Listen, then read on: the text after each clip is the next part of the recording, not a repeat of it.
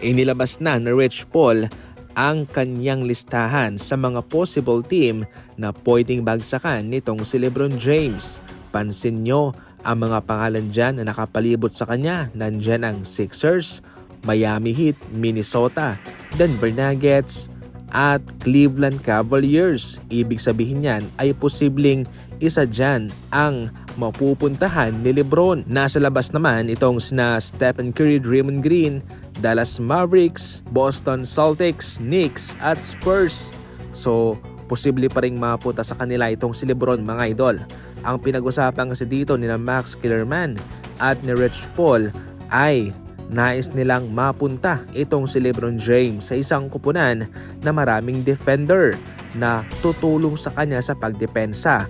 Oo, magaling pa si LeBron James at kumakamada ng nasa 20 plus points per game. Pero hindi na nga siya katulad nung dati sa kanyang depensa. Kaya kailangan niya ng mga defender na nakapalibot sa kanya. Ayon kay Max Kellerman, pwede naman sa Miami Heat dahil nandun si Giannis, si Bam Adebayo at si Andrew Wiggins, pati si Davion Mitchell na tutulong sa pagdepensa. Kaya ang gagawin ni LeBron ay umiscore na lamang. Hindi rin po magpapahuli mga idol itong Sixers dahil so far malakas ang kanilang lineup ngayon Embiid, Jaylen Brown, Edge Combi at Maxey. Lahat ng mga team na yan ay mayroong posibilidad talaga na makuha itong si LeBron James. Kailangan nila itong si LeBron para panulak sa kanilang kampanya, sa kanilang kalakasan. Siyempre, kung mayroon kang LeBron James, makaka-attract po yan ng dalawang defender.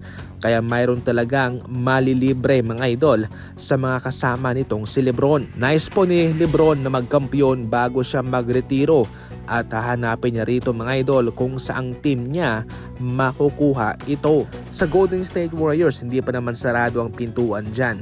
Pero kailangan din nating balansehin kung babagay ba talaga si LeBron, kung patungkol sa kanilang chemistry ni Stephen Curry. So far okay naman yon. Kitang-kita natin yon sa mga nagdaang All-Star kung saan sila naging teammates ay naging okay ang kanilang connection. Magkaiba kasi ang pwedeng maibigay ng mga team na yan kay LeBron James. Siyempre sa Warriors, Steph, Draymond Green, Jimmy Butler, Porzingis, okay din naman yon. Ang gagawing desisyon nitong si LeBron James ay hindi lang po manggagaling sa kanya.